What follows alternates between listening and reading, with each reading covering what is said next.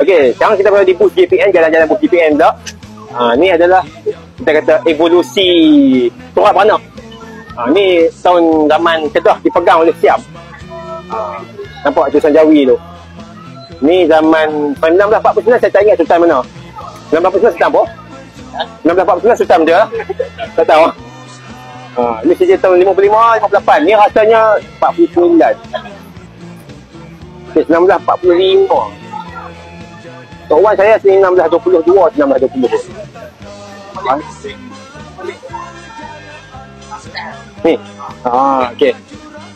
Kali ni boleh nampak almarhum Tunku Abdul Malik.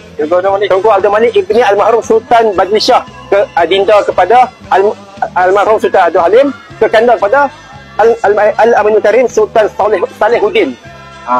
Ni abang pada Sultan Kedah yang sekarang.